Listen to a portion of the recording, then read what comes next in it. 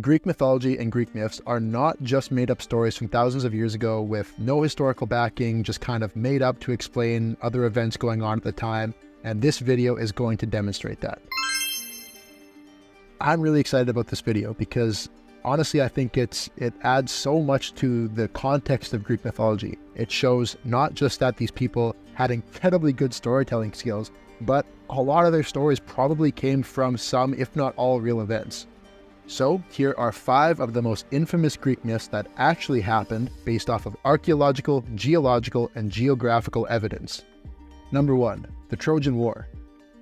The Trojan War, as recounted in Greek mythology, was an epic war between ancient Greeks and ancient Trojans that lasted about 10 years and featured many great heroes such as the mythical Achilles, the scheming Odysseus, the courageous Hector, who a good friend of mine likes to describe as the most effed over character in history, as well as the mythological events such as the abduction of Helen, the impregnable Trojan walls, and the Trojan horse. Now, the Trojan War is one of the most famous conflicts in ancient history, hands down. Mythological or not, it is one of the most famous conflicts. Much of what we know from this war comes from Homer's Iliad and the Odyssey, which were written about 500 years after the war supposedly occurred. And for most of human history, prominent historians believed that the war was only a myth or was an allegory that was passed down by the Greeks to describe some sort of other events, some sort of turmoil at the time, etc. That changed, however, in the 1860s when an amateur archaeologist named Frank Calvert managed to uncover the actual ruins of the Trojan War, which are located just off the coast of modern-day Turkey. The site matched the description of the Trojan city as told by Homer, and a number of artifacts, including the treasure of Priam, and some evidence of warfare such as arrowheads and armor, were discovered by a later archaeologist named Heinrich Schliemann, who excavated the site further. These discoveries largely confirm that the ruins are the site of the real city of Troy and that an actual military conflict had taken place there at the time that the Trojan War was said to have taken place. And sure, maybe this war wasn't as epic as it's made to be in the myths, maybe there were no interventions of gods into the war, etc. But it does seem pretty clear that the Trojan War did occur. In my opinion, this is one of the most exciting archaeological discoveries that have ever been made because it shows that this myth is not only incredibly exciting, which it is, it just also can't be dismissed as a cool story. It has to be taken seriously. And now we can have debates over, sure, who existed, who didn't, which parts were exaggerated, which weren't.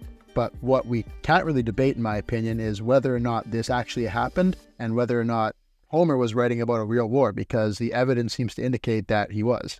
And incredibly excitingly, these ruins can still be visited today. It's an open tourist attraction. It's a UNESCO protected heritage site. If you want to go see these ruins, you can.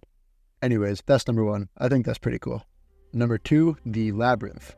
The Labyrinth, as discussed in previous videos on this channel, was a complex maze that was supposed to be built by Daedalus, who was a master craftsman and appears in many ancient Greek myths, as a way to imprison the Minotaur, a giant human flesh-eating half-man, half-bull creature. According to the myths, the labyrinth was said to be located on the island of Crete, underneath or right near King Minos' palace. Again, this was believed to be only a myth, that is, until archaeologists found the Palace of Knossos, which is believed to be the actual palace of King Minos of Crete between the years of 1878 and 1900. What archaeologists found there was an incredible compound with complex tunnels and walls that were clearly of some sort of architectural significance and cultural significance to the inhabitants of Crete. Here you can see a silver coin, a currency with the labyrinth impression on it dating back to this time.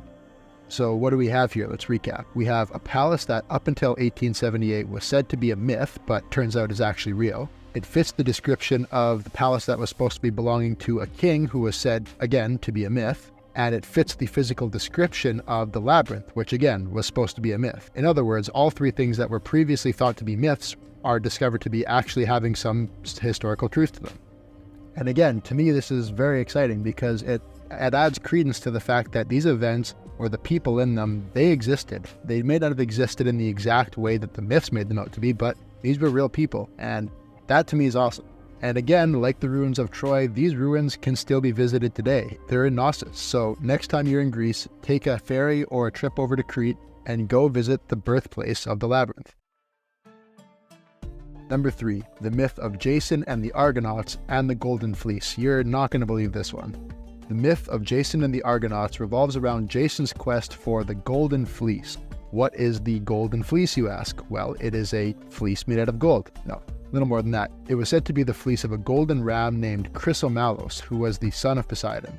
According to the myth, the hero Jason was sent by his uncle Peleus on an impossible mission to retrieve a golden fleece from an ancient city called Colchis, which would be in modern-day Georgia, not the United States Georgia, in hopes that Jason would perish in this attempt to try and obtain this golden fleece. Jason assembled a crew of heroes called the Argonauts to board his ship called the Argo, hence the name Argonauts, and headed off to Colchis to take on this quest. Like most heroes, Jason didn't give a shit if it was dangerous or not, he's ready to go.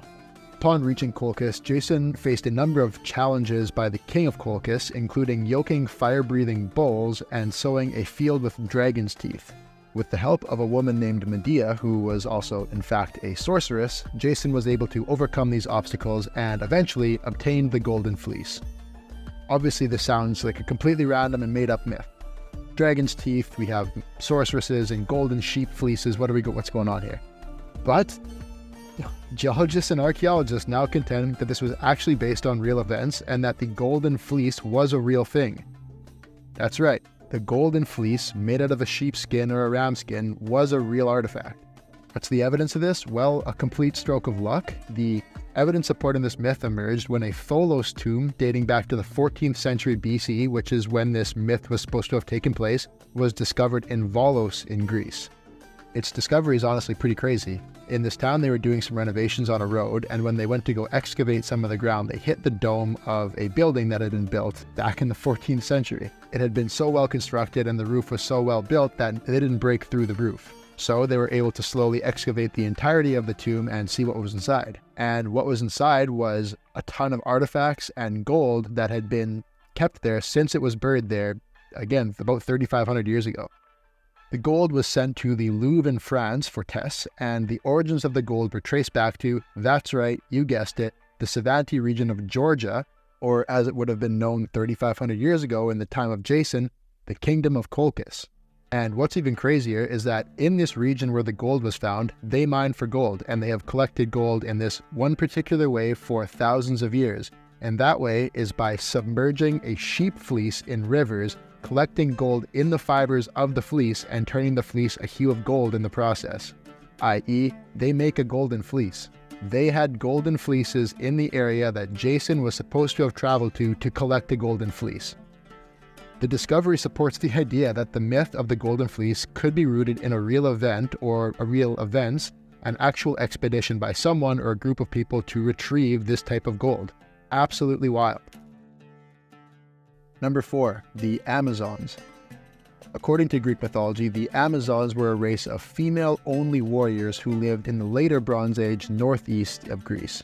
The Amazons were said to be the daughters of Ares, the god of war. According to Homer, our old buddy Homer, they challenged the masculinity and the fighting abilities of Greeks on the battlefield, and there are a number of stories and ancient Greek myths where they go toe-to-toe with the ancient Greek heroes, such as against Heracles, against Achilles, against Theseus. They really knew how to fight. Now, while these warriors were only considered to be, again, a part of myth, Herodotus, who is known as the father of history, he's a really interesting person. I highly recommend looking him up. He lived around the 5th century BC. He gives a lengthy description of a meeting between the Amazons and the Scythians, a different nomadic tribe consisting of both men and women. So according to Herodotus, these people existed.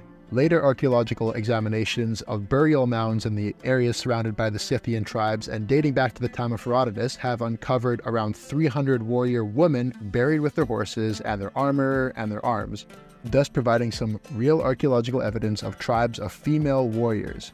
Well, to be fair, it has not been proven that there were only female warrior tribes as depicted in Greek mythology. This does lend some evidence to the reality of these warriors. Number 5, the Oracle at Delphi.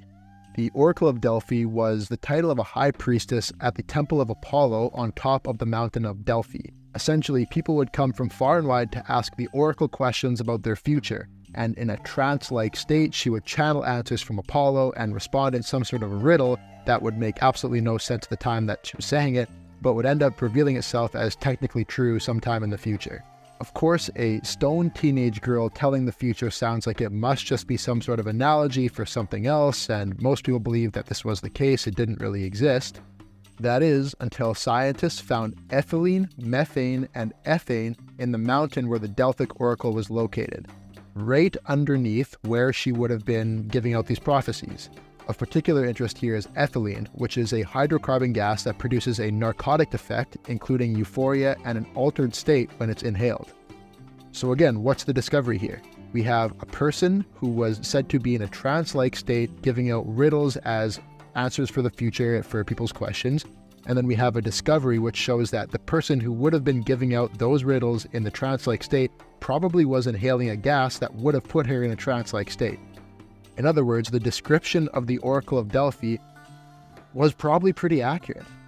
This discovery again lends itself to the conclusion that there is a factual basis for this myth, and again explains how this myth may be based on true events. And this discovery, along with the other discoveries, in my view, are incredibly important for human history. They show that these things aren't just made-up stories, and I think that's important because contrary to some things like certain religions where we know people existed and we know that certain events happened, it's just whether or not you believe in some sort of higher power controlling things, etc. These events, for hundreds of years after, or thousands of years after they happened, were not believed to have existed. People wrote them off as myths, as descriptions of how events happened and that how these ancient Greeks were just describing things, etc. And then you have a bunch of evidence coming out in like the relatively recent future that proves that these things happened, or at least to a degree they happened. Feel free to debate with me in the comments on this, but in my opinion, these Greek myths not only have historical backing, but have influenced society ever since their inception.